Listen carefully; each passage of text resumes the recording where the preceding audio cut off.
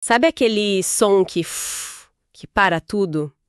Não uma música, mas um alarme, uma trombeta soando no meio do silêncio, sabe? Um chamado agudo, claro, que é impossível de ignorar. Uhum. É com essa imagem, essa urgência, que a gente mergulha hoje no capítulo 8 do livro de Oséias.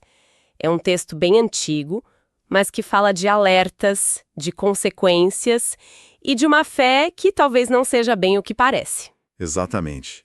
E a nossa missão aqui é descompactar esses avisos, né?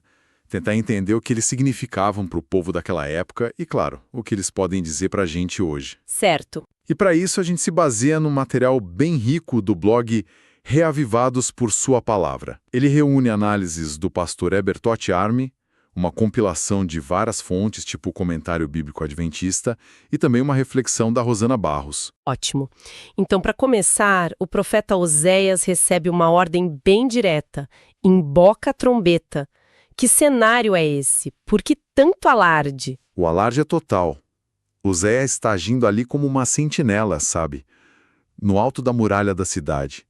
A trombeta não é para festa, é um sinal de perigo iminente. E que perigo era esse? O texto fala de uma águia que desce sobre a casa do Senhor. Uma águia. Isso é uma metáfora, imagino. Sim, total. E os comentários são bem claros quanto a isso. Essa águia representa o rei da Assíria, provavelmente Salmanaser V. Uau! A imagem é de um predador, né? Um ataque vindo de cima, rápido, letal e para o profeta inevitável. A invasão não era uma possibilidade, era uma certeza. Ok. Então, o perigo externo, a águia assíria, está claro. Mas o profeta parece dizer que o verdadeiro problema não está lá fora, mas dentro de casa. E é aqui que a coisa fica complexa. Fica muito complexa. Porque o povo parece estar fazendo a coisa certa, né? Eles clamam a Deus dizendo: Nosso Deus, nós, Israel, te conhecemos. Tanto o Ebertotti Army quanto a Rosana Barros dão um destaque para essa frase. Parece uma declaração de fé bem sólida, não? Parece, e essa é a grande armadilha. É o que o pastor Armin chama de uma profissão de fé aparentemente convicta. As palavras estão perfeitas. O problema é que, na mesma esperação, Deus responde que eles estão transgredindo a aliança e se rebelando contra a sua lei. Ou seja, existe um abismo gigantesco entre o que eles dizem e o que eles fazem. É a clássica dissonância, né? Eu conheço a Deus, mas minhas ações contam uma história completamente diferente. E como que essa desobediência aparecia na prática? Era algo do dia a dia? Ah, com certeza. Não era nada abstrato. Os comentários dão exemplos muito concretos. O primeiro é político. O texto diz: Eles estabeleceram reis, mas não da minha parte. O que isso quer dizer? Que eles não oravam antes de escolher um líder? É bem mais grave que isso. O Comentário Bíblico Adventista conecta essa frase a um período de caos total em Israel. Uma sucessão de reis que chegavam ao poder assassinando seus antecessores. Nossa! Era uma carnificina. Reis como Salum, Menahem, Pecá, todos usurpadores. Não havia consulta a Deus, não havia legitimidade. Era só a lei do mais forte. Uma anarquia política, sabe? Cada um criando o próprio poder na ponta da espada. E essa atitude de nós resolvemos do nosso jeito, provavelmente não parava na política, certo? De jeito nenhum. Ela se espalhava por tudo. Eles confiavam nas próprias riquezas, no ouro, na prata que acumulavam, para criar seus ídolos. Rejeitavam o que Deus definia como bom e criavam as próprias regras, a própria religião. E a segurança deles mudou de lugar. Exato. A Rosana Barros tem uma frase que resume isso de forma brilhante. Israel se esqueceu do seu Criador e edificou palácios. Uau! A segurança deles deixou de ser um Deus invisível e passou a ser o concreto dos palácios, a solidez do ouro, algo que eles podiam ver e tocar. Perfeito. É isso. E se a sua segurança está no que você pode construir, no que você pode controlar, o passo seguinte é inevitável. Você começa a construir seus próprios deuses. É aí que o famoso bezerro de Samaria entra na história. Certo, o bezerro. Esse é talvez o principal símbolo dessa autonomia toda. Os comentários dizem que era o ídolo que ficava em Betel, né? O centro desse culto alternativo. Exato. E por que um bezerro, aliás? Existe uma razão específica? Sim, e essa é uma camada a mais de profundidade. O bezerro, ou um touro jovem, era um símbolo muito comum de poder e fertilidade nas religiões vizinhas, como no Egito, em Canaã. Ah, entendi. Ao escolherem o bezerro, eles não estavam só criando um ídolo, eles estavam importando uma teologia estrangeira. É uma referência direta ao bezerro de ouro do deserto, logo depois de saírem do Egito. É como se eles estivessem presos num ciclo, voltando sempre para o mesmo erro. Trocando o Criador por algo que eles mesmos criaram. E a reação de Deus a isso é bem definitiva. O texto diz que o bezerro seria quebrado, feito em pedaços. É uma declaração da impotência do ídolo.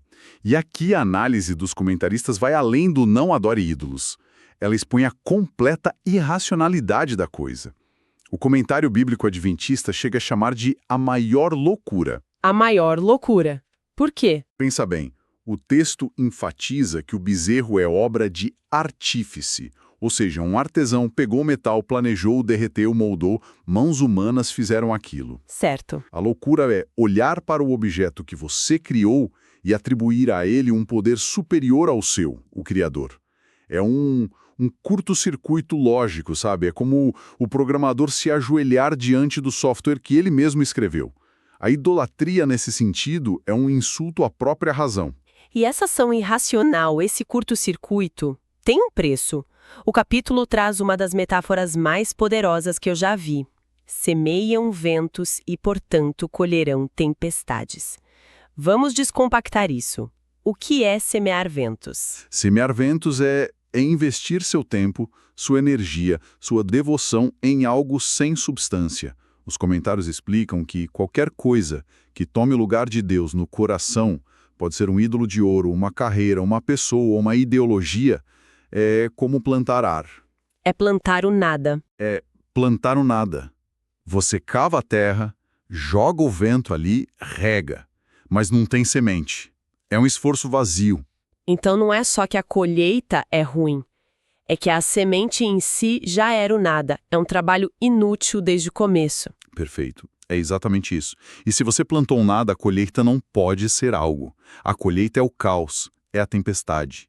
E o trágico é que eles precisavam de proteção, com aquela águia assíria circulando sobre eles, mas o investimento deles estava todo em coisas que não podiam salvá-los. E além dessa idolatria mais explícita de criar um bezerro de ouro, os comentários também apontam para um perigo talvez mais sutil, a mistura de crenças. Sim, o sincretismo religioso.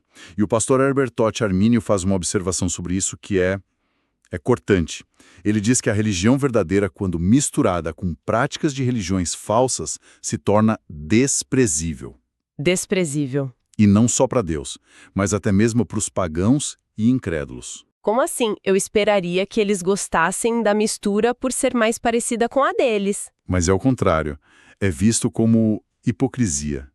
Perde a autenticidade. Uma religião que se diz única, mas age como todas as outras. Perde o respeito. É considerada mais perigosa que uma religião abertamente oposta, porque ela corrompe a própria identidade. E a ironia? A ironia trágica, como o texto aponta, é que ao tentar se misturar para serem aceitos, Israel acaba se tornando um objeto de desprezo entre as nações. Eles perdem tudo. Perdem a identidade, a proteção divina e, no fim, o respeito dos outros. É uma falência completa. Mas você mencionou que havia um ponto psicológico ainda mais profundo nesse capítulo, que talvez seja o mais relevante para a gente. Sim, está no versículo 12. É uma frase que à primeira vista parece estranha. Embora eu lhe escreva minha lei em 10.000 preceitos, estes seriam tidos como coisa estranha. Coisa estranha? Como assim? Eles conheciam a lei, era a base da nação deles. Como poderia ser estranha? E aí que entra a análise brilhante da Life Application Study Bible, que é citada nos comentários. A lei se tornou estranha porque eles pararam de vê-la como algo para si mesmos. Eles liam ou ouviam os mandamentos e pensavam, isso se aplica ao meu vizinho. Isso é para aquele outro grupo, isso é para os líderes, nunca para eles. A lei se tornou alheia, não pertinente à vida pessoal deles. Nossa, isso é de uma atualidade assustadora. É o mecanismo de ouvir uma palestra, ler um livro e a primeira reação ser fulano de tal precisava ouvir isso. A gente faz isso o tempo todo. Exatamente. O comentário traça esse paralelo direto com a experiência moderna de ouvir um sermão e, mentalmente, fazer uma lista de todas as pessoas que realmente precisavam daquela mensagem. É um mecanismo de defesa. É um mecanismo de defesa muito eficaz. Uma forma de se desviar da vontade de Deus e evitar a necessidade de uma mudança pessoal. A lei deixa de ser um espelho, onde eu vejo o meu próprio reflexo, e vira uma janela pela qual eu aponto e julgo o jardim dos outros. É a definição perfeita. E a recomendação do comentarista é um soco no estômago de tão direta. Aplique as lições primeiro à sua própria vida. Porque as falhas que a gente vê com tanta clareza nos outros são frequentemente só um reflexo das nossas, que a gente se recusa a enxergar. Certo. Então, o cenário está montado. Uma fé só de palavras, uma idolatria que desafia a lógica e uma lei divina tratada como coisa estranha. A trompeta soou, o alarme foi dado, a consequência se torna inevitável. Sim, o texto deixa claro que a paciência divina chegou ao limite. Os sacrifícios que eles ainda ofereciam no templo eram inúteis, não eram aceitos. Porque não vinham de um coração devoto, mas de um ritual vazio. E o julgamento? E o julgamento que Oséias anuncia não é vago.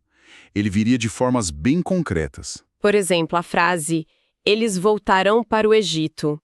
É para imaginar o povo fazendo as malas e cruzando o deserto de volta, ou o significado é mais simbólico? O significado é profundamente simbólico e devastador. Para a memória coletiva de Israel, o Egito era uma única coisa: escravidão. Certo. Então, voltar para o Egito não significava necessariamente voltar para o mesmo lugar geográfico. Significava retornar a um destino de cativeiro, opressão, perda de liberdade. A liberdade que Deus deu seria perdida por causa das escolhas deles. A Assíria se tornaria um novo Egito deles. O texto também fala em fogo. Eu enviarei fogo sobre as suas cidades e ele consumirá os seus palácios, aqueles mesmos palácios em que eles confiavam. E essa foi uma profecia que se cumpriu de forma terrivelmente literal. Os comentários históricos apontam para dois momentos: as invasões de Senaqueribe, o rei assírio, e mais tarde, de forma ainda mais completa, na destruição de Jerusalém por Nabucodonosor.